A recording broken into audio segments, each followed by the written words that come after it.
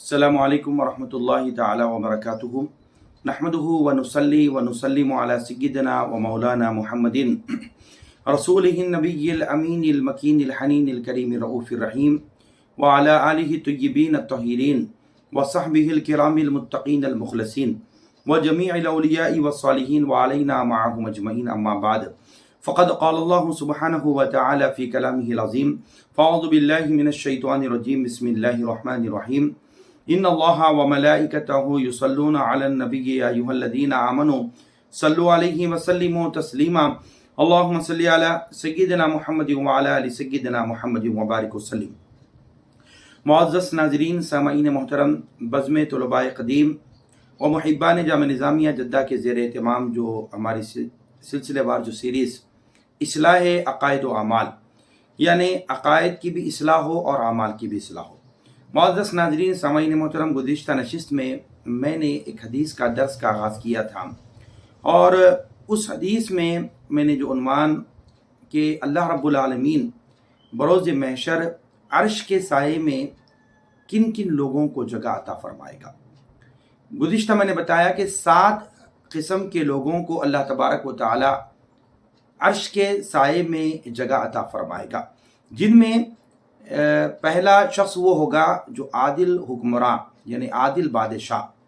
اور دوسرا جو ہے وہ جوان جو اپنی جوانی میں اللہ کی عبادت کرے گا۔ تو پہلے عادل حکمراں اور عادل بادشاہ کے تعلق سے میں نے کچھ واقعات آپ کے سامنے رکھا۔ دوسرا جو روایت میں آیا ہے کہ دوسرا وہ شخص کہ وہ جوان جو اپنی جوانی میں اللہ رب العالمین کی عبادت کرے۔ معزز ناظرین، سامعین محترم،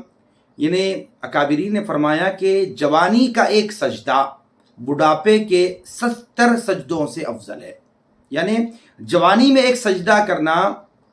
70 سجدے، یعنی جو بڑھاپے کی عمر میں اگر انسان 70 سجدے کرتا ہے، جوانی کا ایک سجدہ 70 سجدوں سے افضل ہے۔ اور ایک بات ذہن نشین کر لیں معزز ناظرین، سامعین محترم، زندگی کے 3 ادوار ہوتے ہیں، 3 دور ہوتے ہیں۔ ایک وہ دور جو بچپن کا ہوتا ہے، ایک دور بچپن کا، دوسرا جوانی کا، اور تیسرا بڑھاپے کا دور ہوتا ہے۔ اب بچپن میں بچہ جو ہے شریعت کا مکلف نہیں رہتا، شریعت کا اور دین کا پابند نہیں رہتا، مکلف نہیں رہتا۔ بڑھاپے میں جو ہے انسان جو ہے حوصلہ اور ہمت اور طاقت نہیں ہوتی اس کو عبادت کے لیے، یعنی بچپن میں جو ہے وہ شریعت کا مکلف نہیں ہوتا، پابند نہیں ہوتا۔ بڑھاپے میں وہ شریعت کا مکلف تو ہوتا ہے، لیکن جو ہے بڑھاپے میں جو حوصلہ اور ہمت اور طاقت نہیں ہونے کی وجہ سے، اس لیے جو ہے نا زندگی کا سب سے بہترین قیمتی جو سرمایہ ہوتا ہے وہ جوانی کا سرمایہ ہوتا ہے، اور وہ جو زمانہ ہوتا ہے زمانہ جوانی کا ہوتا ہے۔ تو اس سے بات پتہ چلتا ہے کہ بچہ جب چھوٹا ہوتا ہے تو وہ جو ہے شریعت کا مکلف اور پابند نہیں ہوتا، اور جب بوڑھا ہو جاتا ہے تو اس کے اندر طاقت نہیں ہوتی، اس کے اندر ہمت نہیں ہوتی، اس کے اندر حوصلہ نہیں رہتا۔ یہی وجہ ہے کہ سب سے بہترین زمانہ جو ہوتا ہے وہ زمانہ جوانی کا زمانہ ہوتا ہے۔ تو جوانی کی عمر میں اگر کوئی ایک سجدہ کرتا ہے تو بڑھاپے میں یہ جو 70 سجدے کرنے سے افضل ہے بات۔ آئیے کہ اس لیے جو شیخ سعدی شیرازی رحمۃ اللہ تعالی علیہ نے فرمایا، در جوانی توبہ کردن شیوا پیغمبری است، یعنی جوانی میں توبہ استغفار کرنا یہ انبیاء کا معمول رہا، بڑھاپے میں خون خار بھیڑیا بھی کمزوری کی وجہ سے، کمزوری کے سبب سے وہ بھی شکار کرنا چھوڑ دیتا ہے۔ تو امام اعظم امام شافعی رحمۃ اللہ تعالی علیہ فرماتے ہیں کہ جوانی کے تعلق سے، جوانی کی جو عمر ہے وہ کون سی عمر ہے؟ امام شافعی رحمۃ اللہ تعالی علیہ فرماتے ہیں کہ 30 سال جو عمر ہوتی ہے وہ جوانی کی عمر ہوتی ہے، 30 سال تک۔ امام اعظم ابو حنیفہ رحمۃ اللہ تعالی فرماتے ہیں کہ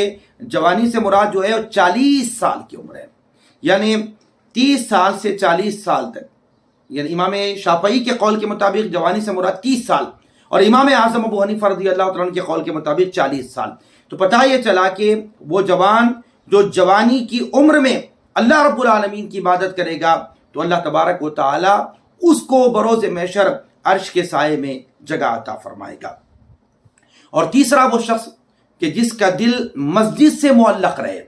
جس کا دل مسجد سے جڑا ہوا رہے، یعنی ایک نماز کے ادا کرنے کے بعد دوسرے نماز کے انتظار میں رہ جائے، یعنی ایک نماز کی ادائیگی کے بعد جب انسان باہر چلا جاتا ہے کام کاج میں مصروف ہو جاتا ہے، کاروبار میں مصروف ہو جاتا ہے، وہ اپنی جگہ پر یعنی ایک نماز کی ادائیگی کے بعد انسان اپنی مصروفیت میں رکھ لینے کے بعد بھی اس کا جو دل ہوتا ہے وہ اللہ کے گھر سے جڑا ہوا ہوتا ہے۔ تو جس کا دل اللہ کے گھر سے جڑ جائے، یعنی جس کا دل مسجد سے معلق ہو جائے، سرکار نے فرمایا وہ تیسرا شخص وہ ہوگا جس کا دل مسجد سے معلق رہے گا، جس کا دل مسجد سے جڑا ہوا رہے گا، اللہ تبارک و تعالیٰ اس کو بھی جو ہے بروز محشر عرش کے سائے میں جگہ عطا فرمائے گا۔ آئیے معزز ناظرین سامعین محترم، ایک حدیث مبارکہ جس کو صاحب مشکات نے روایت نقل فرمایا ہے، جس کے راوی حضرت ابو ہریرہ رضی اللہ تعالی عنہ وہ روایت کرتے ہیں کہ فرماتے ہیں کہ حضور اکرم صلی اللہ تعالی وسلم نے ارشاد فرمایا جب تم جنت کے باغات میں جاؤ تو خوب میوہ کھاؤ، فرمایا سوکھا میوہ کھاؤ، فرمایا جب تم جنت کے باغات میں جاؤ تو سوکھا میوہ کھاؤ۔ صحابہ کرام رضوان اللہ اجمعین نے کسی نے پوچھا کہ یا رسول اللہ دنیا میں جنت کے باغات کہاں ہیں؟ یا رسول اللہ دنیا میں جنت کے باغات کہاں ہیں؟ تو آقا علیہ الصلوۃ والسلام نے ارشاد فرمایا دنیا میں جنت کے جو باغات ہیں وہ مساجد ہیں، اللہ کا گھر ہے، فرمایا سبحان اللہ۔ تو آقا علیہ السلام نے فرمایا کہ دنیا میں جنت کے باغات مساجد ہیں، اور سوکھا میوہ سے مراد کیا ہے؟ سبحان اللہ والحمد للہ ولا الہ الا اللہ واللہ اکبر، یعنی تم اس کی تسبیح کرتے جاؤ، اس کا ذکر کرتے جاؤ۔ تو پتہ یہ چلا کہ حضور نے بتایا دنیا کے اندر جنت کے جو باغات ہیں وہ مساجد ہیں، فرمایا۔ اس لیے حضرت علی المرتضیٰ کا قول جس کو ملا علی قاری رحمۃ اللہ تعالی علیہ نے مرقات المفاتی میں آپ نے اس کو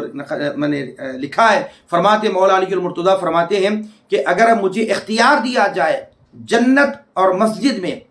کہ کس کو انتخاب کروں، کس کو اختیار کروں، تو حضرت علی المرتضیٰ فرماتے ہیں کہ میں مسجد کا انتخاب کروں گا، فرمایا اللہ اکبر۔ یعنی مولا علی المرتضیٰ فرماتے ہیں کہ جنت اور مسجد دونوں میں مجھے اختیار دیا جائے کس کو انتخاب کروں، کس کو اختیار کروں، مولا علی المرتضیٰ فرماتے ہیں کہ میں مسجد کو اختیار کروں گا۔ اس بات کی طرف اشارہ ہے کہ لوگوں اگر جنت میں درجات کی بلندگی اگر چاہتے ہو تم تو دنیا میں مساجد سے اپنا تعلق کو جوڑ لو، مسجد سے اپنے تعلق کو مضبوط کر لو۔ تو پتہ یہ چلا وہ شخص جس کا تعلق مسجد سے معلق رہے اللہ تبارک و تعالیٰ اس کو بھی بروز محشر عرش کے سائے میں جگہ عطا فرمائے گا۔ ایک روایت اسی سلسلے میں حضرت امام قرطبی رحمۃ اللہ تعالی علیہ نے تفسیر قرطبی میں ایک روایت لکھی ہے، حضور پاک علیہ الصلوۃ والسلام کے دو صحابی تھے، ایک صحابی تجارت کرنے والے تھے، دوسرے صحابی لوہار تھے۔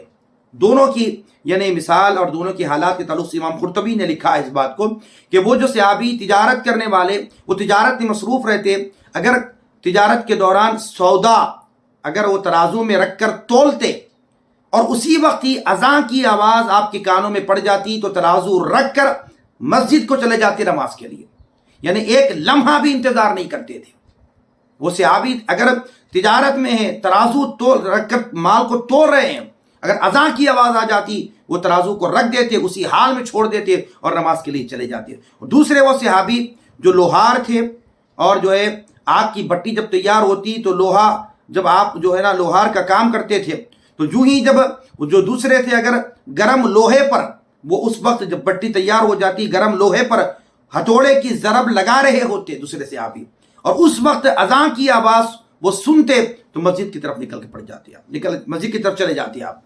تو پتہ یہ چلا کہ یہ اللہ کے گھر سے جو ان کا تعلق رہا ہے۔ یہ دو صحابہ کا تذکرہ امام قرطبی رحمۃ اللہ تعالی علیہ نے تفسیر قرطبی میں لکھا، ایک تجارت کو چھوڑ کر مسجد کے لیے چلے جاتے نماز کے لیے، اور دوسرا لوہار کا کام کرنے والے گرم لوہے پہ ہتھوڑے مارتے، اس وقت اذان کی آواز سنتے تو کام کو روک دیتے، اسی حال میں کام کو چھوڑ دیتے اور مسجد کی طرف چلے جاتے، نکل جاتے۔ کس لیے؟ وہ نماز کے لیے چلے جاتے۔ تو ان کے جن کے قلوب اللہ کے گھر سے معلق رہے، جڑے ہوئے رہے، تو اللہ تبارک و تعالیٰ ان کو بروز محشر عرش کے سائے میں جگہ عطا فرمایا۔ چوتھا وہ شخص جو حضور پاک نے فرمایا کہ دو آدمی جو اللہ کی محبت کی خاطر محبت کرے اور اللہ کی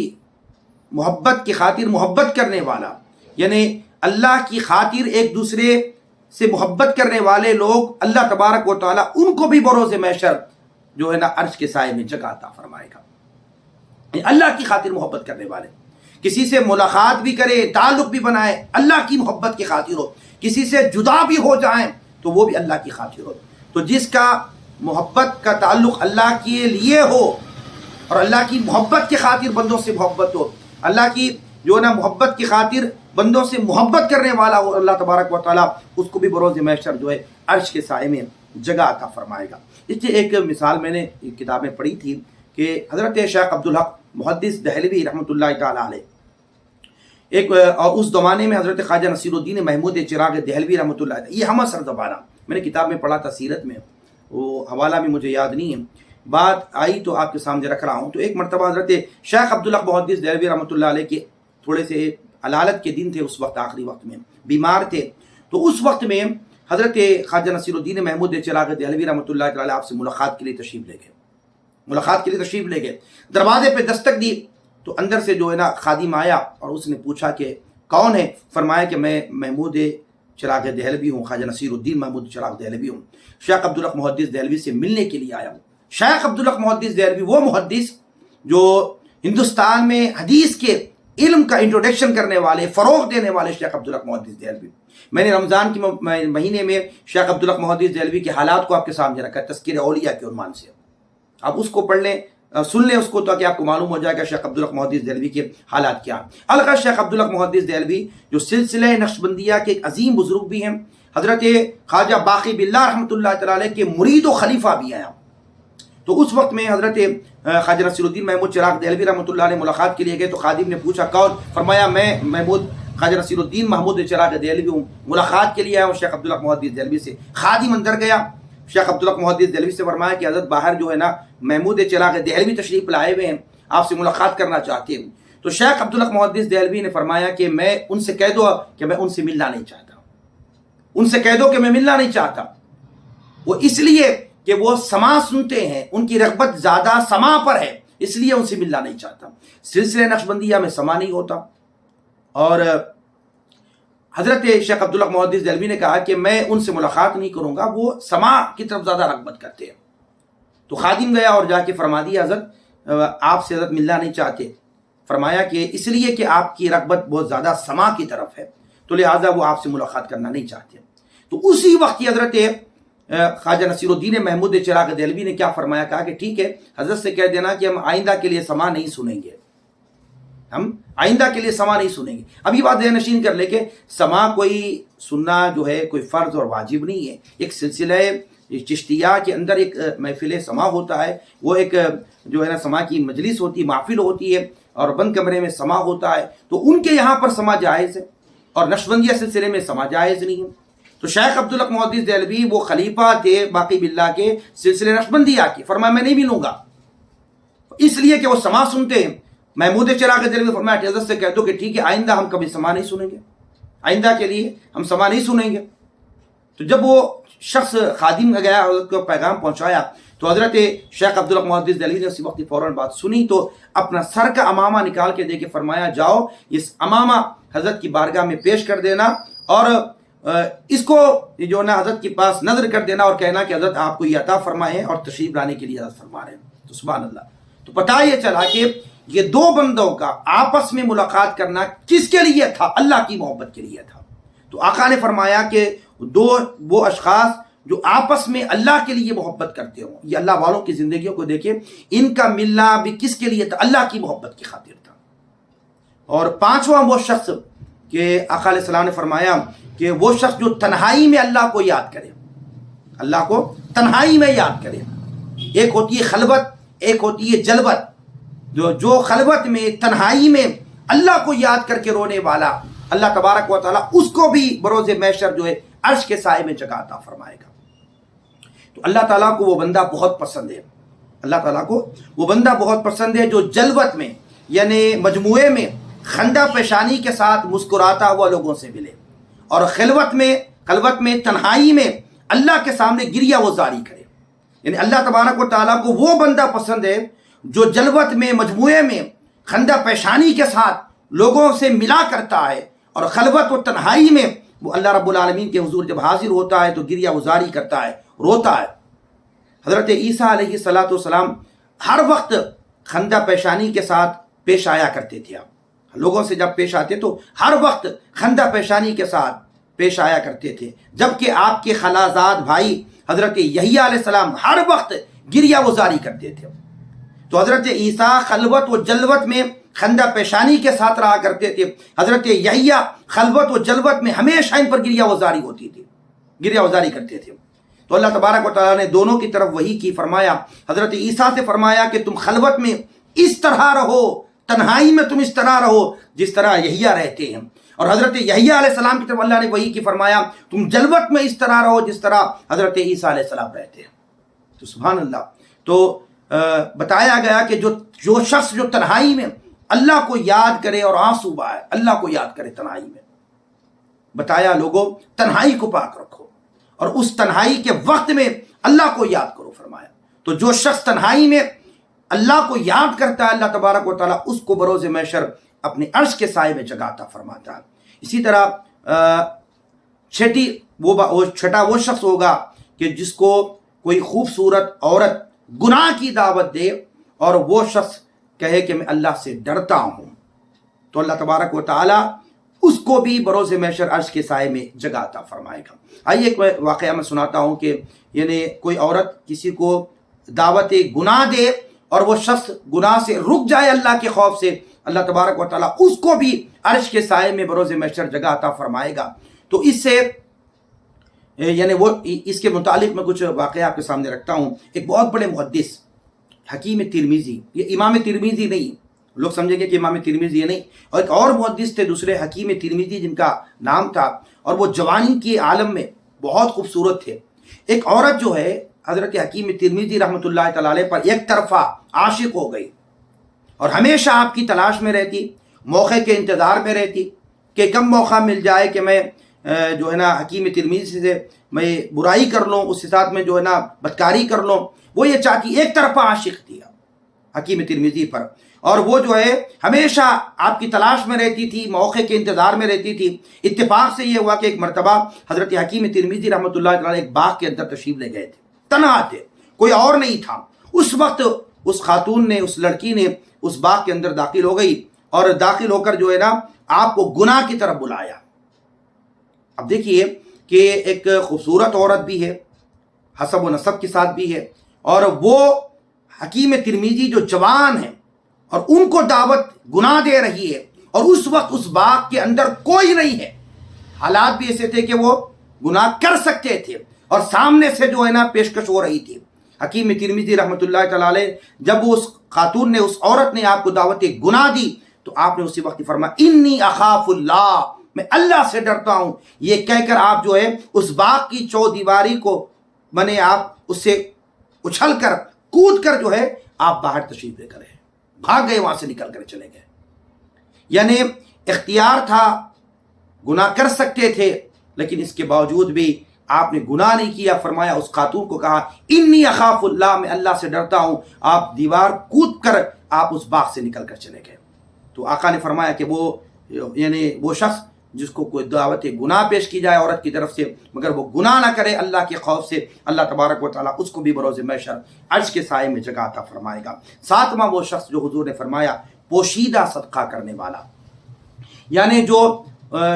چھپا کر صدقہ دینے والا. حضور نے فرمایا کہ ایک ہاتھ سے دے تو دوسرے ہاتھ کو پتہ نہ چلے، دائیں ہاتھ سے دے تو بائیں ہاتھ کو پتہ نہ چلے. یعنی پوشیدہ، چھپ کر، یعنی ظاہر نہیں کرے، پوشیدہ طور پہ صدقہ کرنے والا، اللہ تبارک و تعالیٰ اس کو بھی بروز محشر عرش کے سائے میں جگہ عطا فرمائے گا. تو ایک روایت جس کو صاحب مشکات نے اپنی کتاب میں روایت نقل فرمائی ہے کہ وہ روایت میں ہے کہ بنی اسرائیل کے اندر، یعنی حضور نے فرمایا کہ بنی اسرائیل کے اندر ایک شخص نے، ایک مالدار شخص تھا،